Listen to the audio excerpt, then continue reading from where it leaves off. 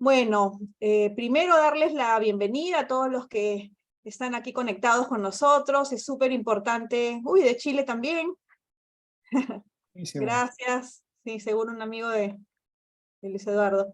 Es súper importante para nosotros estar con ustedes esta noche.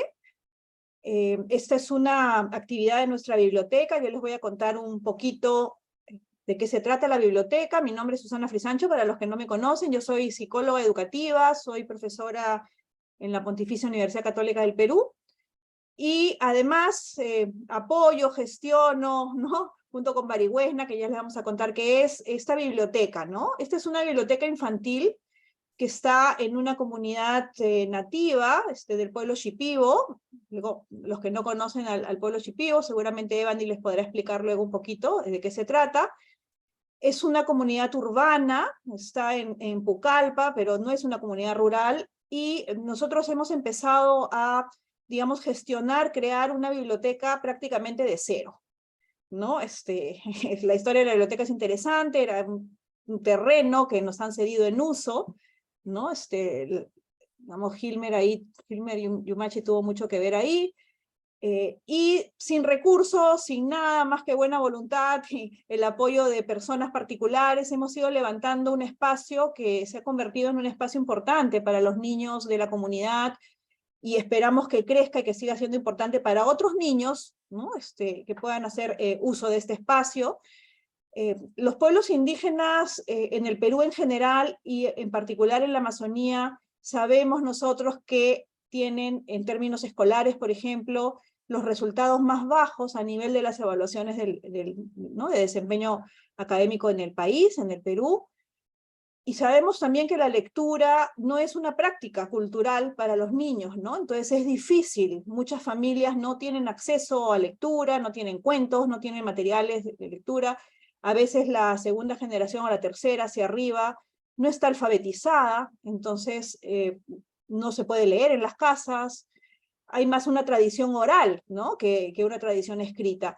Y eso, por supuesto, tiene implicancias importantísimas para el ejercicio ciudadano de estos niños, para su desempeño escolar y para su futuro, finalmente, ¿no? Entonces, estamos aquí todos los implicados, empeñados en dar, ¿no? estos espacios de lectura a los niños. Consideramos que es un derecho, y que los niños además disfrutan las historias, ¿no? Disfrutan de escribir, disfrutan de producirlas y de escucharlas, ¿no? Entonces es un poco un resumen de este proyecto. Le voy a dar la palabra a Evany. Evany es del pueblo Shipibo, y Evany nos va a explicar un poco qué cosa es Barihuesna, ¿no? Qué cosa es lo que hace Barihuesna, y luego Luis Eduardo, que es chileno, pero vive ahí en la selva, nos va a explicar un poco el proyecto que, digamos, ha sido el responsable de haber producido este pequeño libro con los cuentos de los niños. ¿De acuerdo? Evany, sí. Bueno, gracias, doctora. Buenas noches con todos, agradeciendo a nombre de Barihuesna a todos los que se están conectando. Muchas gracias. Nosotros somos una asociación intercultural. Nosotros estamos conformados por profesionales shipibos, indígenas, y también tenemos algunos amigos mestizos dentro de la sociedad. Y bueno, con el objetivo de promover trabajos, buscar fortalecer la identidad y de esa manera contribuir con nuestro pueblo para que nuestra identidad pueda seguir siendo sostenible. Entonces es en ese marco que Barihuesna siempre está buscando aliados. En este caso tenemos una alianza con la doctora y a través de la doctora con la Universidad Católica. Tenemos la creación de esta biblioteca en donde siempre estamos realizando muchas actividades. En realidad nuestros niños, con los niños con los que estamos trabajando, este libro del que estaba hablando la doctora es un libro que se ha producido con unos niños netamente de un asentamiento humano intercultural. ¿Por qué decimos que es un asentamiento? Creo que en registros públicos dice comunidad intercultural, ya no dice comunidad nativa, dice intercultural porque abarcan varios pueblos. Es un asentamiento que se ha formado, que se ha creado dentro de la ciudad, del distrito, de la migración han formado como grupos humanos y por eso es que se ha formado como intercultural. No solamente estamos nosotros los hermanos indígenas shipibos, sino también están los hermanos ashánicas, guines, inclusive están los cocamas y dentro del grupo también están los mestizos. Entonces, cuando Variosna desarrolla actividades con la biblioteca o con las actividades de identidad cultural dentro de los proyectos que realizamos como Variosna, siempre tenemos la asistencia de niños, no solo del pueblo shipibo, también tenemos los diversos niños que viven en el asentamiento humano. Entonces, es por eso que la comunidad es intercultural y como la idiosincrasia de esta dinámica es que como están muy cerca a la ciudad, pierden a veces a la fuerza, a veces sin querer, sin conciencia, mucho de la identidad cultural. Y parte de los proyectos que nosotros realizamos es buscando fortalecer esta identidad que los niños vienen perdiendo. Estos niños hablan un lenguaje en común, que es el español, y poco a poco van olvidando su propia lengua originaria. Los niños en la educación básica, a la edad de 6 años en la primaria, hablan puro castellano. En inicial, a la parte de los 4 o 5 años, hablan puro castellano. Y tanto es la costumbre de hablar en castellano que ya poco a poco van hablando, se les hace dificultoso hablar en su propia lengua materna y a la larga ya se olvidan. Entonces es ahí donde nosotros estamos corriendo mucho peligro de unos 10 años desaparecer como pueblos indígenas y nosotros somos una de las asociaciones que estamos trabajando para contribuir al fortalecimiento en este sentido, ¿no? Y justo es de lo que trata, lo que mucho va a relatar acá nuestro amigo Luis, todo el trabajo que ha realizado. Entonces, como varios, ¿no? Nosotros venimos trabajando este aspecto por los niños de esa comunidad, comunidad intercultural Bunájima, pero a la par estamos realizando otros proyectos en el caso de reforestación con otras comunidades nativas, por el río Cayali, también por la región Huánuco, en diferentes lugares. Ahorita lo que tenemos fuerte son las actividades de la biblioteca, tenemos el fortalecimiento de la identidad, acabamos de terminar un taller sobre tejido, una actividad que ya no se practica dentro de la cultura, hay muy pocas personas que tienen el dominio de esa actividad y nuestros niños, los mismos niños que están participando con Luis Eduardo, para la producción de este libro, también son los mismos que están trabajando con nosotros para la actividad de tejido. Entonces, y bueno, tenemos varias actividades y tenemos la página para seguir comunicándonos. Gracias, doctora. Gracias a todos. Gracias, Evan, y a ti por la explicación. Vamos a tener al final un tiempito por si alguien quiere hacer preguntas, para poder intercambiar. Entonces le doy la palabra a Luis para que nos cuente un poco cómo se llamaba el proyecto. Es un proyecto que ganamos bajo el auspicio del Ministerio de Cultura, ¿no? Y que cuente un poco sus actividades y que nos lea algunos cuentos de los niños. Súper. Adelante, Luis. Hola, me llamo Luis Eduardo Vivero, soy escritor de literatura infantil y mediador de lectoescritura. Y antes de poner mi presentación, me gustaría pedir si a alguien, no sé si Evan o Gilmer, si pudieran contar un poco del entorno socioeconómico de la comunidad de Benajema. O sea, cómo viven los niños, en qué condiciones viven sus familias. Y yo creo que eso es súper importante, dar una idea de eso para que las personas que están conectadas sepan cómo se llama, en qué ambiente, en qué entorno se llevó a cabo este proyecto, porque es un entorno bien particular en el sentido de que no viven igual que tal vez que otras personas que viven u otras comunidades que viven dentro de la ciudad, pero tampoco viven igual a como viven en la selva para adentro. Y tampoco viven de la misma forma tal vez, ni en las mismas condiciones que viven las personas en la costa. Entonces quisiera pedirle si alguien puede dar alguna idea de eso, por favor, porque considero que es importante. Y yo no soy experto en eso, sí tengo una idea, sí. Evan o Gilmer, cualquiera de los dos. Sí, doctora, sí, yo contenta. Bueno, los niños con los que venimos trabajando desde la comunidad Bunagman, como les digo, este es un asentamiento humano que recién tiene una fundación de aproximadamente unos 10 años, un poquito más, un poquito menos. Entonces, al ser una comunidad nueva, tiene carencia de recursos, de los recursos básicos, agua, desagüe, la luz, ya cuentan con luz, y muchos de estos niños son de origen muy humilde.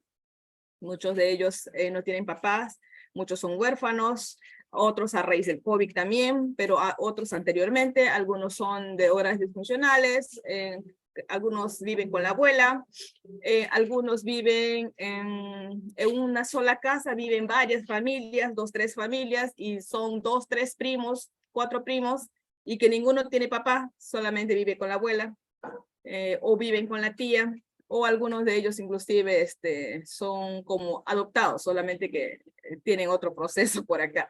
No tanto es como cumplir con requisitos para entrar a la adopción, ¿no?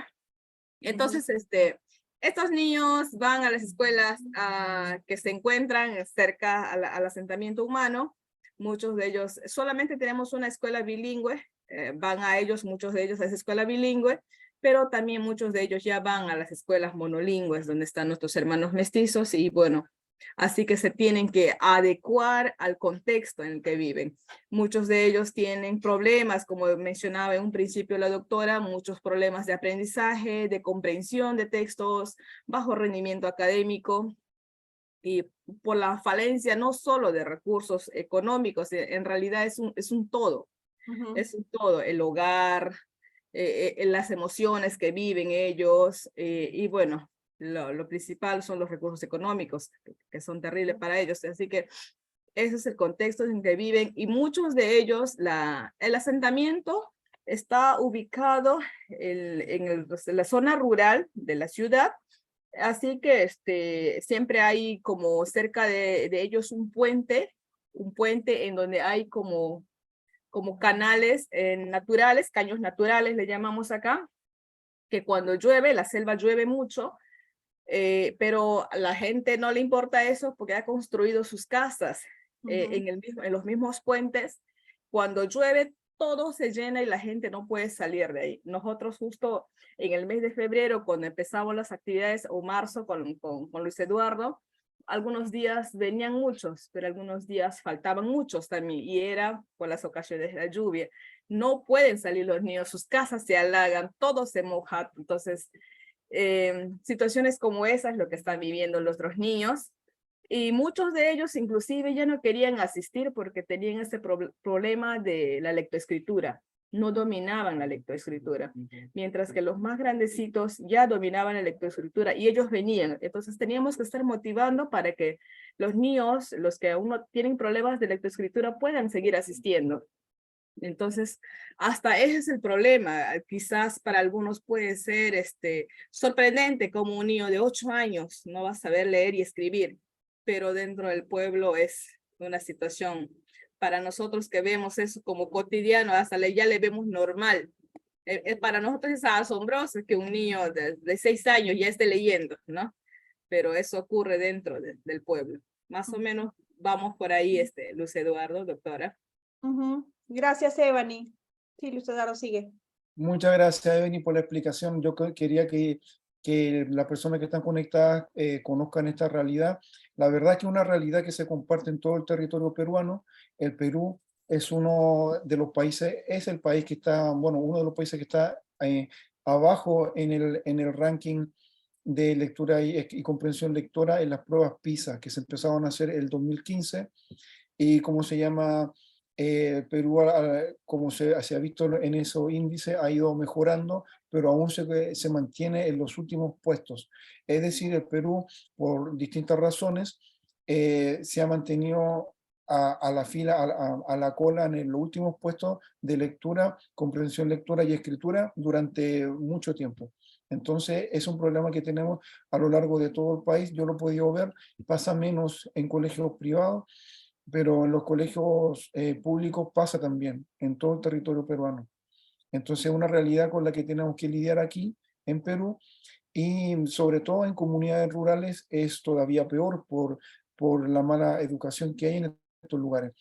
Yo recuerdo que, bueno, de los talleres que he hecho, habían varios que hice para Arequipa, para un colegio de un curso donde había niñas solamente, y para que se pudieran conectar a las sesiones en línea tenían que subir un cerro.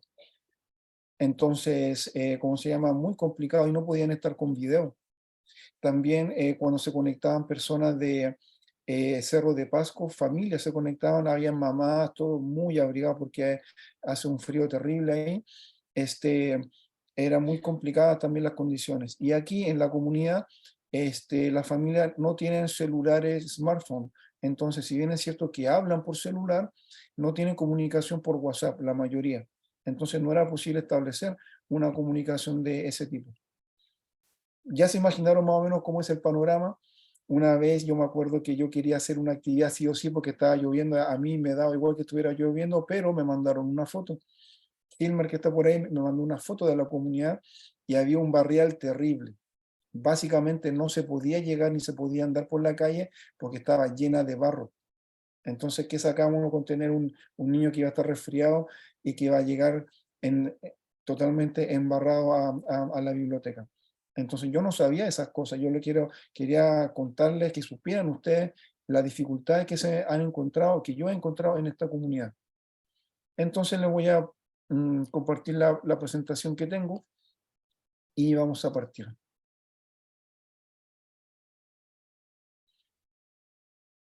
Este proyecto se llama Noa y Quirinao, que significa en Chipibo identificación cultural a través de nuestras historias. Fue realizado en conjunto con la Asociación Intercultural Barihuesna y con Susana Frisancho. Gracias a los fondos obtenidos en el 2022 del Ministerio de Cultura del Perú, como mencionó Susana, en la comunidad nativa Benajema, yo le puse de zona semi-rural, porque si bien es cierto que está en el borde de la ciudad, para mí vale, digamos, como zona rural porque no hay calle. Entonces las calles están en muy mal estado y cuesta llegar ahí. Cuesta tanto si uno llega en vehículo o en mototaxi, es bastante complicado llegar ahí. Y también, bueno, no, hay muchas cosas que no hay. El proyecto contempló una parte de escritura, otra de narración oral y otra de escritura. Y con los relatos que escribieron los niños, hicimos una antología digital y el proyecto, la presentación de hoy día se trata de ese libro digital que van a poder descargar, le vamos a dar las direcciones. Aquí, bueno, puse algunas fotos entre medio. Esta es una foto de la parte de lectura, porque afortunadamente con el presupuesto que tuvimos, pudimos comprar como una veintena de libros más o menos, ¿cómo se llama? Libros ilustrados para niños, con diversos orígenes. Esto fue muy interesante porque pudimos leer libros de Colombia, Chile, Argentina, México, Rusia, entre otros países. Y ahí justamente estaban escribiendo también porque estaban analizando un libro. Este fue cuando comenzamos. Esta foto a mí me encanta porque comenzamos con muchas ganas, yo les explicamos de qué se trataba el proyecto y estaban muy entusiasmados. Y como ven, acá hay poco más de 22 niños, creo que hay 23 ahí, a ver, 1, 2, 3, 4, 5, 6, 7, 8, 9, 10, 11, 12, 13, 14, 15, 16, 17, 18, 19, 20, 21, 22, 23, 24, entre niños más pequeños y entre algunos jovencitos.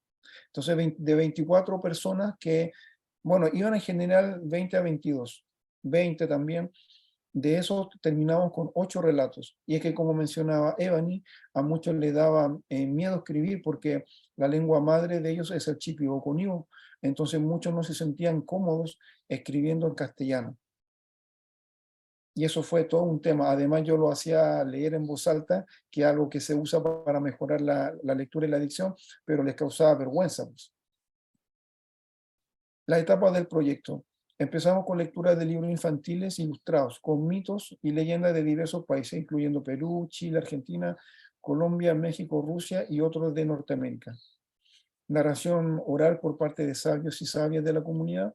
Esa parte fue muy, muy útil, muy linda, porque pudimos conocer relatos de la tradición oral de la misma comunidad, de las personas que manejan y que atesoran esas cuentas, esas historias. Hace poquito nomás, lamentablemente, falleció uno de ellos, Luis González, ¿no? Susana Luis González, Sí, lamentablemente. Sí, ayer. Luis Ayer. González, sí. Y él participó en el proyecto, tuvo una participación muy linda, en una persona muy cálida, con mucho para aportar. Él contó una historia de cómo los chipíos habían aprendido a remar. Y fue increíble porque él la contó, obviamente, yo digo obviamente porque yo no me lo había imaginado, pero en el contexto era obvio que tenía que contarlo en chipío conmigo porque esa es la lengua madre de los niños. Yo no entendí nada y después les pedí que me hicieran un resumen cortito. Entonces, básicamente, había un ave que vio que los chipios remaban en sus botes, pero ponían el remo así. Entonces, no hacían fuerza con el agua, no la desplazaban. Y un ave, no me acuerdo cómo se llama esa vez, si era una gaviota, le dijo que tenían que poner el remo así para que pudieran desplazar el agua.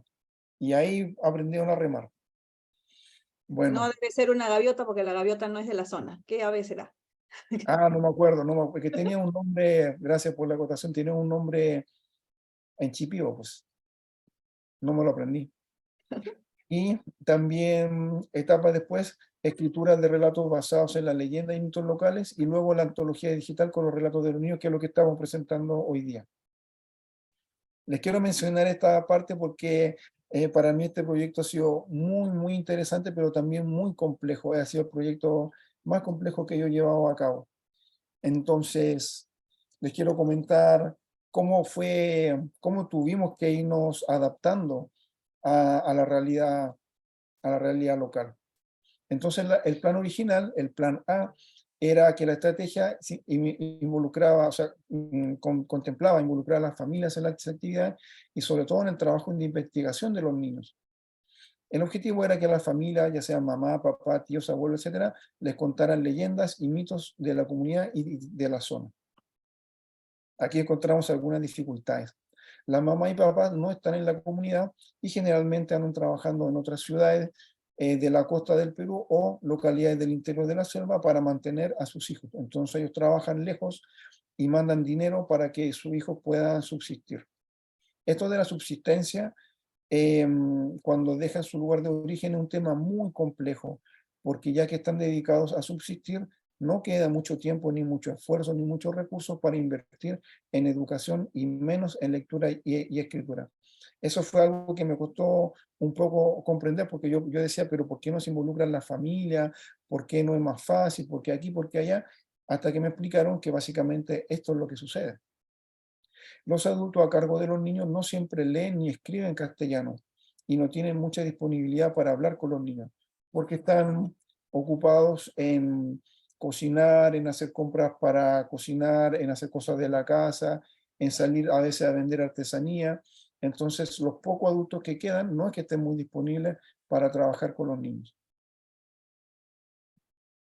Aquí salió el plan B. La estrategia consistía en visitar a los adultos y explicarles de qué se trata el proyecto, la importancia del mismo y la importancia de la participación de la familia. El objetivo es el mismo, que les contaran leyendas y mitos. No funcionó tampoco. Como mencionaba, era complicado encontrar a los adultos porque están ocupados. Y es complejo, toma tiempo ir de casa en casa y eso no lo habíamos planeado ni habíamos separado un presupuesto para eso, porque la verdad es que ir de casa en casa toma mucho tiempo. Acá hace mucho calor, imagínense ir de casa en casa más de una vez hasta encontrar a las personas, no funcionó. Plan C, no nos rendimos. La estrategia era proporcionarle conocimientos, habilidades y un método a los niños para que escriban relatos de ciencia ficción, basados en los personajes de las leyendas y mitos locales. El objetivo en este caso, que los niños puedan escribir los relatos sin la participación de la familia. Esto significó un gran cambio en el proyecto. Yo me resistía un poco porque quería hacer que funcionara el plan A, pero bueno, pues en algún momento uno se da cuenta que tiene que adaptarse nomás o quedar tirado en el camino. Entonces, este fue el método que les di. Básicamente es una estrategia de escritura creativa para escribir relatos. Generalmente es para escribir cuentos, pero en este caso, como son mitos y leyendas, son relatos, no son cuentos. Entonces hicimos una tabla. En la primera columna de la izquierda, el personaje principal. En la segunda, un personaje 2. En el caso de los cuentos generalmente puede ser un solo personaje, pero en el caso de los mitos y las leyendas generalmente son al menos dos, porque interactúa eh, ya sea un ser humano, generalmente es un ser humano con un personaje mítico. Después un lugar que podía ser río, selva, laguna, montaña, etcétera, y una acción. Estas acciones las fueron dando los mismos niños y fue muy divertido porque dijeron comer, asustar o tener miedo, impactar, matar, correr, perseguir, escuchar, gritar, hablar, asombrar o llorar. Y es que esas son las cosas que se pueden esperar más o menos cuando se interactúa con el personaje uno, que puede ser el Chuyachaki, la Yakumama, que es como una serpiente gigante, una sirena, que muchas veces lo que se dice de las sirenas que se llevan a hombres al fondo de la laguna. Bujeo colorado, la Yaimama, el Tunche. Personaje 2, la persona que va a interactuar o animal que va a interactuar con esos seres míticos. Un niño, niña, un hombre, una mujer, la familia, el venado, un mono, tigre, tortuga, etc. Eso iba a suceder en algún lugar y se iba a realizar una acción. Entonces yo le pedí que tomaran un elemento de la columna del personaje 1, uno del personaje 2, que escogieran un lugar y que escogieran una acción y que escribieran un relato. Para ese punto ya habíamos hablado acerca de las partes de un relato en términos del cuento, pero que igual son aplicables a un relato para tener una estructura básica. Y funcionó. Yo en esta parte estaba muy sorprendido porque no sabía de la verdad si iba a funcionar, porque otras cosas no habían funcionado. Pero comenzaron a escribir relatos. Tuvieron 3 revisiones cada relato y estuvieron muy entretenidos. En esta parte fue una de la etapa en las cuales se concentraron más. Y los que escribieron primero les fueron ayudando a escribir a los demás. También recibí mucha ayuda de Zoraida Yuimachi. Ella es de la comunidad y fue parte del proyecto. Ella era la interlocutora. Ella me traducía entre la comunidad y les decía que yo le estaba preguntando a los niños, porque hubo algunas dificultades en el uso del lenguaje, porque yo soy chileno y hablo rápido y ellos no me entendían, etc. Y también porque le daba vergüenza responderme a mí, le respondían a ella en chipiboconio y ella me respondía a mí, me traducía al castellano, al comienzo. Otras dificultades. Es difícil que los niños confíen en alguien de fuera de la comunidad. Yo en este caso soy extranjero, soy chileno, pero no hubiera sido, yo creo, muy diferente a que hubiera venido alguien de Tacna o alguien de Trujillo, porque en el fondo una persona de fuera de la comunidad me da la impresión de que es visto como un extranjero de la comunidad. Entonces, alguien que no sabe su lengua es alguien que es de afuera definitivamente y la relación no es la misma. Y ahí uno tiene que pasar por un proceso de que lo conozcan, de interactuar, de que vayan confiando en uno simplemente para tener un diálogo básico, para conversar, para que digan qué les parece, si les gusta, si no les gusta, etc. Bueno, pues ellos tienen la lengua madre como el chipiboconío, la mía el castellano, y yo no hablo el chipiboconío, entonces ahí está armado el lío desde el comienzo. Ahora, bueno, hace un poquito tomé una capacitación del gobierno, y cómo se llama, en el tema de las bibliotecas, y nos dimos cuenta, comenzamos en el grupo y con otras personas, es que sería ideal que en los proyectos hubiera una persona local haciendo actividades, porque va a manejar el lenguaje, va a ser conocido, va a haber un nivel mayor de confianza, de interacción, etc. Pero eso es súper difícil de encontrar porque las personas cuando dejan sus comunidades generalmente ya vuelven, si es que en el caso de acá, por ejemplo, para San Juan o para la fiesta de fin de año, pero no se quedan o no vuelven a las comunidades. Entonces generalmente se van, estudian y vuelven muy poco. Entonces, pero eso sería algo muy valioso, poder tener personas de la misma comunidad que vuelvan en algún momento a realizar actividades sociales. Algunos temas de comunicación me mandaban a decir que no me entendían luego de varias semanas y ese proceso fue demoroso. Entonces fue justamente por temas de comunicación, pues. Otra dificultad muy grande es que el sistema educativo no es de buena calidad. Entonces, por una parte, la familia está ausente en el proceso de aprender a enseñar a leer y a escribir, porque se espera en la sociedad de que el proceso del aprendizaje de la lectura y la escritura se dé en casa primero y que la escuela desarrolle esa habilidad. Pero si en casa no se hace porque no se puede, porque los adultos están trabajando en otros lugares para que sus familias subsistan, uno espera que el sistema educativo absorba esa tarea.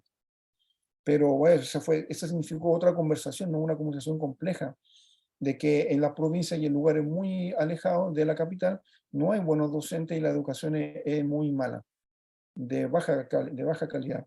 Por eso que es fácil ver a niños y a niñas que tienen 8, 9, 10 años y no leen bien y no escriben bien. Es un problema muy grande en el Perú, un país que es muy diverso, muy grande y que tiene zonas alejadas de la capital. Aciertos y logros. Logramos sacar adelante el proyecto. Fue complejo y logramos sacarlo adelante porque, bueno, pasamos por todas las etapas y afortunadamente las etapas se terminaron bien, todas las etapas. Compramos una veintena de libros que quedaron en la biblioteca. Recuerdo con mucho cariño cuando le leí el libro, uno que se llama Matrioshka, que es de la tradición oral rusa, en este caso una versión de Dmitri Inkiov. Y cómo se llama, el cuento de la Matrioshka se trata de una muñeca que va dentro de otra, y dentro de otra, dentro de otra. Y hay una parte en que el carpintero responde positivamente a la solicitud de Matrioshka de tener una niña en su barriga, una hija. Pero para eso él tuvo que cortar a Matrioshka por la mitad con una sierra. Y esa imagen que generó esa parte lo sorprendió porque es muy fuerte. Y lo que decía el libro es que siempre ser madre duele un poco, o a lo mejor duele más que un poco. Entonces le encantó leer cuentos de otros lugares del mundo porque no lo habían leído antes. Entonces leyeron cuentos del sur, de la Patagonia chilena y argentina, de Colombia, de México, de los mayas, con los dibujos mayas, y eso les pareció muy interesante. Y para mí fue muy enriquecedor ver cómo ellos disfrutaban de todo eso que para ellos era nuevo. También hubo varios aprendizajes. Entre más se involucra a la comunidad, mejor sale, mejor fluye todo y es más fácil. Entonces hay distintos actores en las comunidades. Están las familias, que son yo creo las más importantes, están las personas importantes de la comunidad, como en este caso los sabios y sabias que sí los involucramos. El sistema educativo, en este caso no nos involucramos con la escuela de la comunidad, pero para otro proyecto sería muy importante hacerlo. Yo creo que es algo básico. Se necesita un interlocutor de la comunidad o con la comunidad. Se requiere un buen nivel de organización y un equipo de trabajo unido para que las cosas fluyan bien. Hay una importancia vital en el reconocer la existencia de la lengua local, que en este caso es castellano amazónico, porque yo pensaba que algunas cosas estaban mal escritas o mal dichas, hasta que Susana me dijo que no, que eso existe y que se llama castellano amazónico. Y bueno, ella involucró a un amigo que es lingüista y él participó y nos dio tips, nos dijo, mira, esto es acá, esto es así, esto no tienen que cambiarlo, etc. Y creo que pusimos algunas notas, unas pocas notas en el texto. Sí, una cosa muy chiquitita, pero sí es importante, ¿no? Para la gente que no sabe y piensa que en la selva hablan mal, que es una variedad del castellano, ¿no? Que está estudiada y que además no solamente es castellano amazónico, sino que varía por pueblo. No hablan igual los shipibo cuando hablan castellano que los ayánica cuando hablan castellano, porque las lenguas son de familias lingüísticas diferentes, ¿no? Entonces, todo un campo súper interesante. Alguito hemos dicho en la introducción. Sí. Ajá, exacto. Y necesitamos interactuar con el sistema educativo. En este caso es particularmente importante porque los niños no están recibiendo el apoyo de la familia. para los procesos de lectura y escritura, sobre todo de castellano. Lo que pasa es que en el mundo en el que vivimos se asume que todos sabemos leer y escribir, y si alguien no sabe o lo hace mal o no ha llegado a un punto bueno en esas capacidades, su potencial de desarrollo se ve disminuido drásticamente, impacta de forma negativa en los estudios, en el trabajo, en las oportunidades que tiene, en todo. Entonces, en este caso sería muy importante, o los proyectos que se realicen en zonas rurales o en zonas indígenas, digamos, ojalá hay que involucrar a la escuela para hacerles saber lo que está pasando con los niños, con el nivel de lectura y escritura, y que ellos digan también cuáles son las cosas que les complican, desafíos que tal vez se puedan ir resolviendo o más bien ir buscando soluciones de forma conjunta. Y algo también que pasó es que nos dimos cuenta que si bien es cierto tuvimos algún efecto positivo en la comunidad, esto era una punta muy pequeñita del iceberg, pero era solamente lo que se asomaba y era como un brillito, porque problemas, o los problemas que tienen las comunidades indígenas como de la de Benajema, son muy grandes y obviamente no las podíamos resolver en este proyecto. Entonces yo me quedé con la sensación de que hicimos todo lo que pudimos con los recursos que teníamos, sin embargo fue un granito de arena en un balde lleno de arena. Pues. Luis Eduardo, no sé si me permites decir antes de que sigas dos ideas que Por creo que supuesto, vienen adelante. al caso por lo que has señalado, sobre todo para las personas que no conocen, ¿no? O sea, lo que está señalando Luis Eduardo es algo que, digamos, sabemos de antemano, sabemos que es importante involucrar a la comunidad, sabemos que los proyectos tienen que nacer de ellos y no venir ¿no? Porque se nos ocurrió a nosotros que somos foráneos, etcétera. Y también sabemos que esto hay que articularlo con las instituciones del Estado de alguna manera, pero es muy difícil. Yo en lo personal llevo varios años trabajando, varios proyectos en la zona, no es que no queramos, hay muchos factores muy particulares, muy idiosincráticos, ¿no? Digamos, de la Amazonía en el Perú, que hacen muy difícil poder darle institucionalidad a los proyectos. Hay mucho cambio, ¿no? Gilmer no me dejará mentir, a veces en un año han habido, no sé, 8 alcaldes, por ejemplo, hablamos con uno, ya parece que nos iba a hacer un poco de caso, termina preso por corrupción, todo se va a foja cero, entonces es muy difícil, lo mismo también pasa con los directores de escuela, están un año, uno hace un poco de contacto, al año siguiente lo han cambiado, entonces es bien difícil que podamos, digamos, que los proyectos en general puedan tener estabilidad, ¿no? Entonces quería decirlo para que no se piense que es que estábamos descubriendo la pólvora, ¿no? Sino que es un contexto que nos pone muchos retos, digamos, ¿no? Es un contexto con muchos retos a varios niveles. Eso, mil gracias por el espacio. No, gracias por los comentarios. La verdad que sí, tal vez son cosas muy básicas, ¿cómo se llama? Yo por lo menos a veces mis familiares o mi pareja me dice, ¿por qué preguntas cosas tan obvias? Y es porque yo cuando no sé no me da vergüenza preguntar. Pues. Entonces, bueno, pues ahí estamos aprendiendo. Esto fue muy lindo porque un niño, un jovencito que está acá, el que tiene el libro en la mano, se puso a leer un cuento de origen maya. Y todos los niños que están ahí se le abalanzaron casi y él les leyó el cuento, porque él lee bien. Entonces le leyó el cuento a los demás y le estaba haciendo mediación lectora y fue algo totalmente improvisado y muy lindo. Y también sucedió con la escritura. Los que escribieron primero el cuento le empezaron a ayudar a los demás. Ella es Zoraida Yuimachi.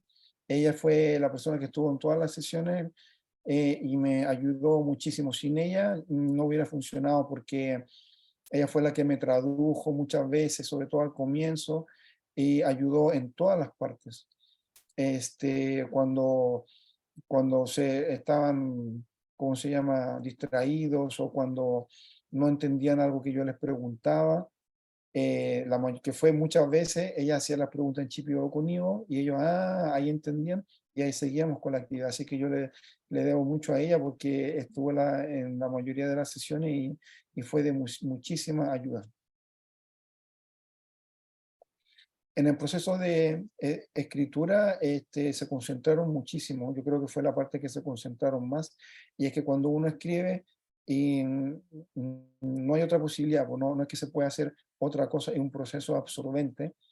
Y muchos de ellos se concentraron bastante, tanto pequeños como más grandes. Las niñas, ¿cómo se llama? Conversaban entre ellas, se preguntaban qué estaban escribiendo, de qué personaje, a quién iban a elegir de la segunda columna, y etcétera. Y fue súper interesante escuchar ahí esas conversaciones que eran parte del proceso creativo. Y aquí pasamos a la parte del libro en sí, del libro digital. Voy a correr esto de los participantes para poder ver el título. Este cuento se llama Allá y Mamá. Entonces, básicamente, como hicimos la antología, esperamos a que los participantes terminaran sus textos. Todos los textos tuvieron varias revisiones. Entonces lo escribieron en los cuadernos que tienen disponibles en la biblioteca y le sacamos fotos. Le sacamos fotos y después los transcribimos. Y en el texto pusimos, digamos, tanto las fotos como el texto transcrito, en algunos casos ¿cómo se llama? Con notas. Y aquí le voy a copiar la dirección.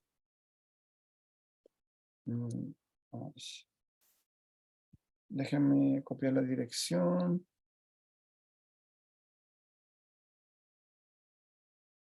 Bueno, esa es pues, una URL, la otra es en baribuesna.org.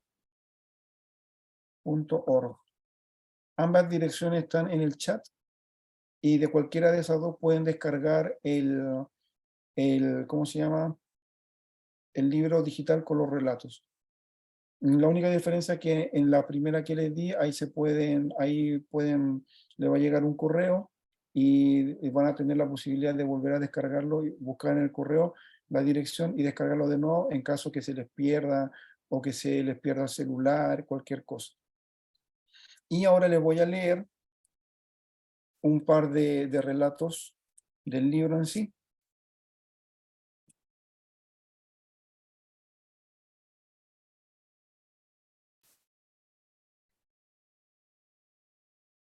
Les voy a mostrar, bueno, se llama Relatos de niños de la comunidad Chipio Conigo de Benajema.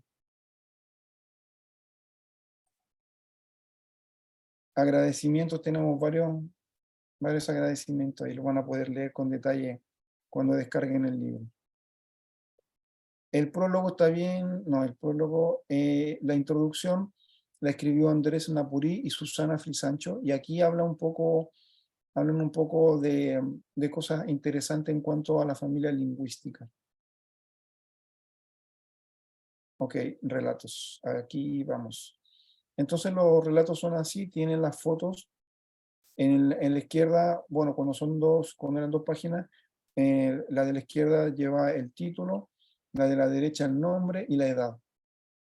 Y luego está transcrito para que sea legible de forma más fácil. Vamos a leer Allá y Mamá. Luciana Renata Yuimachi Díaz, 9 años. Tirándola de los brazos no despertaba. Los niños no sabían que su mamá estaba muerta. Qué bueno que doña Mercedes pasaba en su casa y se llevó a los niños. Ellos la acompañaron en su chacrita. Ella les dijo que se despertaría su mamá y el padre se los llevó. Los niños gritaron de alegría, pero mamá no había llegado. Vieron que bajaba una mujer que les sonrió chuecamente. La mujer les dijo que la niña iba a hacer todas las labores y que el niño iba a encender la fogata. Todos los días los daban a gritos. Un día la mujer los llevó a un bosque que tardaba en llegar. La niña no pudo más y rompió a llorar. La mujer les jaló de los pelos y llegaron al bosque y los dejó. Ellos no oían el peligro y la mamá de la selva les agarró con sus brazos y les convirtió en pájaros. Iban en cada tronco a cantar a su mamá. allá hay mamá, allá hay mamá. Y a aquellos que los escuchaban, que los escuchan, se les parte el corazón. Bueno, no sé si alcanzaron a darse cuenta de algunos cambios en relación a si podemos decir castellano estándar o castellano de la costa, pero hay. Acá hay un relato que con una nota. Daniel Giro Franco Yuimachi, 9 años. Un día Pablo se fue a la selva en busca de frutas para poder compartir con sus hermanos. En el camino se encontró con una persona que estaba cazando animales. Pablo no se dio cuenta de que él era el Chuyachaki y estaba cerca de él. En eso Pablo estaba cogiendo frutas, pero de pronto sintió un poco de miedo hacia atrás y vio que era el Chuyachaki. Y Pablo empezó a correr y a correr buscando ayuda en su comunidad. Y no lo alcanzó a atrapar porque lo ayudaron. En este caso hay una nota y se conserva la forma original un persona. Bueno, y así hay más relatos. Yo creo que podemos leer hasta acá y dejar espacio para para Claro, preguntas. sí, nos quedan 10 minutitos. Muchísimas gracias, Luis. El cuento de Luciana me ha dejado así. Es como, ay, como triste. No sé si alguien quiere preguntar algo a Luis o a Ebony o a Hilmer, que está también ahí. Hilmer es brazo derecho de este proyecto, en verdad. Sí, muy buenas noches. Armando Pinedo lo saluda. ¿Qué Excelente tal, Armando? presentación. Pero sí, Sí. me gustaría conocer también la percepción de, no sé si de Ebony o de Hilmer, respecto a cómo los niños han recibido este proceso, de qué manera ellos han podido interiorizar más en el rescate o en el valor de las historias que tiene el pueblo Shipibo. Buena pregunta. No sé si alguien, Ebony o Hilmer, de repente Zoraida, que estaba acompañando, también podría decir algo. Creo que O está Zoraida, conectada. claro que sí. Zoraida creo que está, ¿no? La he visto por ahí conectada. No sé. Cualquiera de los tres. Sí, sería bueno que Zoraida nos dé una ayudita. Estamos. A ver, Zoraida, Hola. ¿estás por ahí? A ver. ¿Está Zoraida?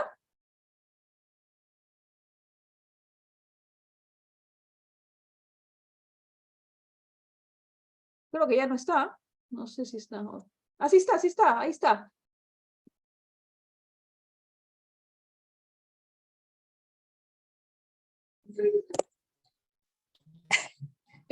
Hola, Hola, Zoraida, ¿me ¿cómo escuchan? está? Sí. Estoy un poco ronca, estoy con el tos, estoy escuchando nomás. Ah, no puedes hablar, qué pena. Hola, Sí, Zoraida. desde ayer estoy. Ah, estás Sí, con hola tos. Luis. Uy, Sí, no, ni hablar, no, pobre, pobre. No te esfuerces. De repente, no sé, Gil, pero Ebony misma. Ya. Pobre, Zoraida, mejórate. sí, estoy escuchando nomás, doctora. Ya, no, mejórate. Sí, bueno, ya, Zoraida, gracias. Esto hay una recaída fuerte acá en Ucayali, se está sintiendo con fuerza. ¿Es Bueno, COVID? sí, yo creo que sí son las secuelas que están con fuerza. Ay. Justo es el mismo problema que está teniendo nuestro compañero que en paz descanse, Luis González. Fue por este mismo motivo que ya no está. Entonces, bueno, antes de continuar, yo quiero saludar a Jaiko. Jaiko es uno de los aliados en educación. Ellos están participando, creo que es un programa, un proyecto, no sé cómo se llama, es una asociación, creo, o no sé cómo es, Fe y Alegría.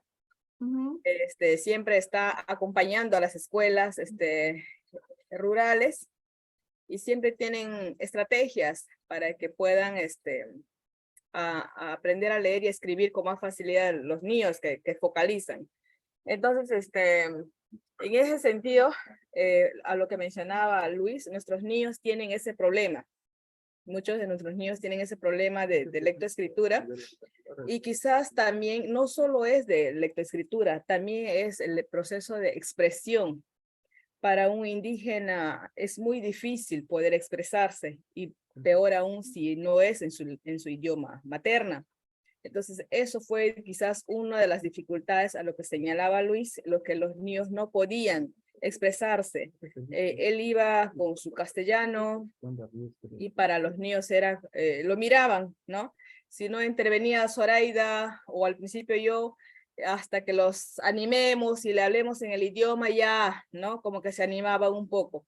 Entonces, el hecho de que se haya invitado a estos sabios, en el caso de Luis, con él hemos empezado, luego el profesor Richard Soria y otras personas que nos han venido a acompañar en cuanto a los relatos culturales. Los niños, muchos de esos niños no conocían estos relatos y muchos de ellos también ya tenían algo que habían escuchado.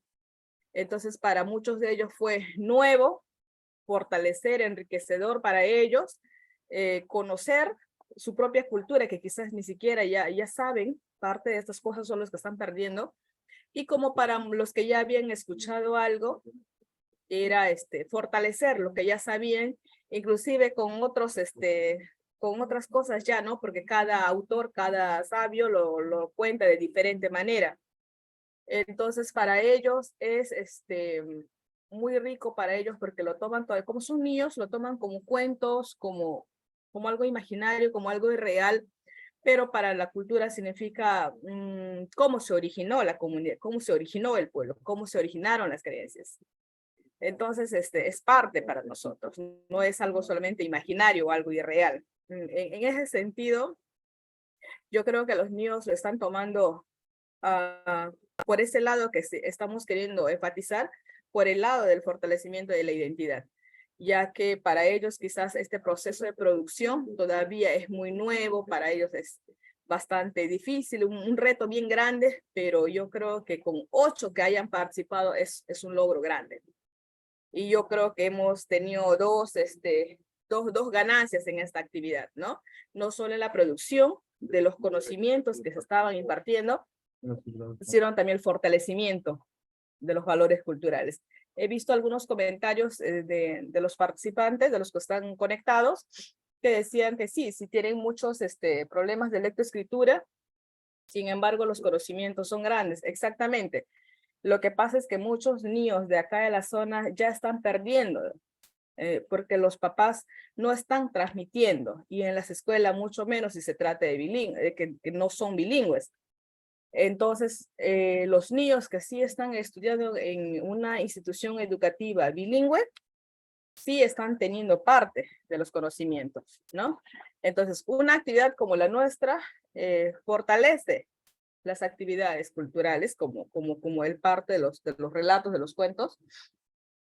Y bueno, yo creo que estamos contribuyendo, como dice Luis, quizás somos un granito de arena todavía. Y bueno, tenemos la intención de seguir creciendo, de poder seguir apoyando y de esa manera también ayudar en todo este proceso. Y creo que ese es un poco lo que se refiere a Armando. Y bueno, yo creo que estamos en camino. Gracias, doctora. A ti, Evany. Tenemos 5 minutitos, no sé si podemos responder una pregunta más, si alguien la tiene.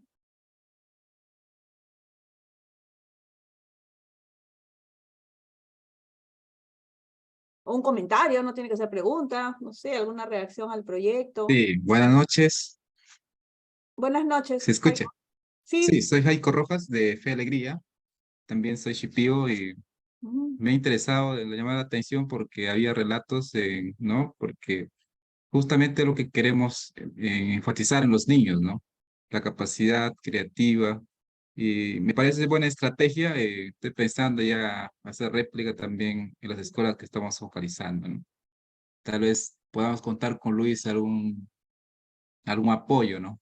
Para poder llevar adelante estos estrategias en favor de los niños y niñas que muchas veces no tienen las oportunidades, pero tienen las capacidades, ¿no? Para poder desplegar toda su potencialidad.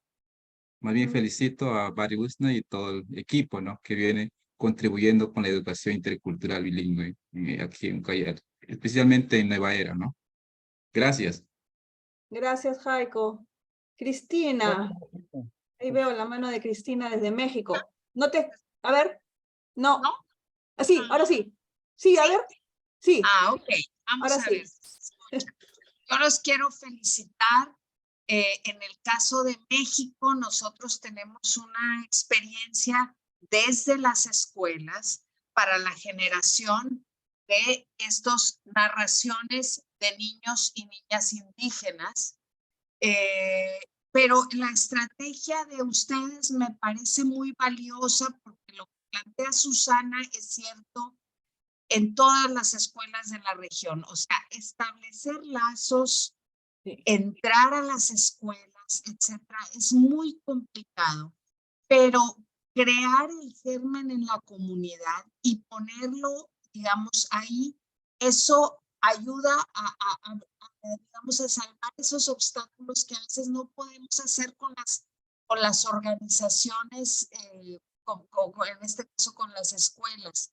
Entonces, pues yo los felicito mucho por la estrategia. Me encantó ver esa tabla que generó Luis Eduardo como herramienta para, digamos, para detonar las narraciones.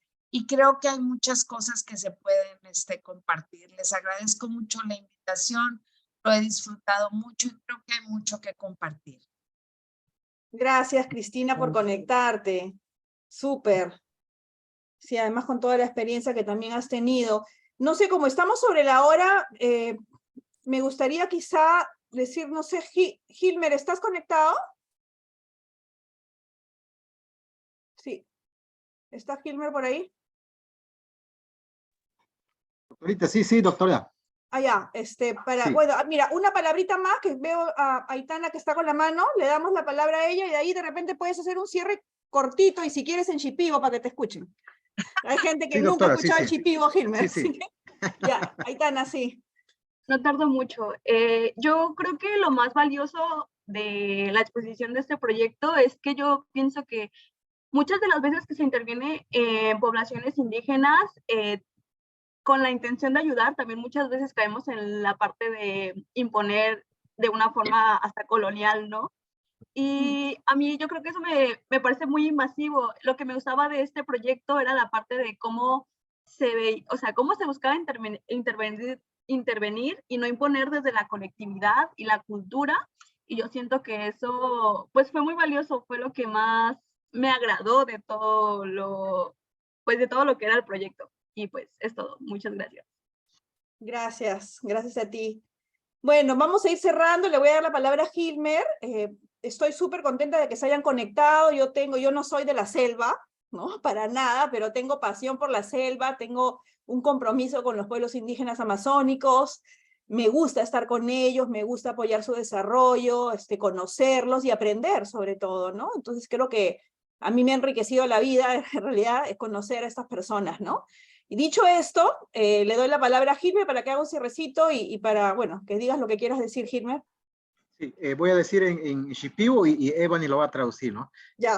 Irakaga y Chéveres Mato, Mato no acompañan a Cupi, Rama Nato Neto, Rama Yambu, y Mato Biwing, Waku, Ak Muskugus Kahuki Bishagi, Atiguma Ikubi, Ani Hawiki Burishagang, Ani Shinabu Yarbihabi, Wusapia and Skagi no Akiamagana no Ayamaribe, Irak Ichavir, Cabano. En la despedida entendí. A ver, Evani. Rapidito. Sí. Agradecer a todos por la compañía, agradecer a todos por conectarse y solamente recalcar que todo se puede lograr con apoyo y muchas veces se tienen las ganas, más no las condiciones, como repetía nuestro compañero Jaiko. Eso es en conclusión lo que estamos diciendo. Gracias, doctora, gracias, Gilmer, gracias a todos. Gracias a todos y nos vemos pronto. Gracias por la conexión. Chao. Chao, Gracias. gracias. Chao. Chao a todos.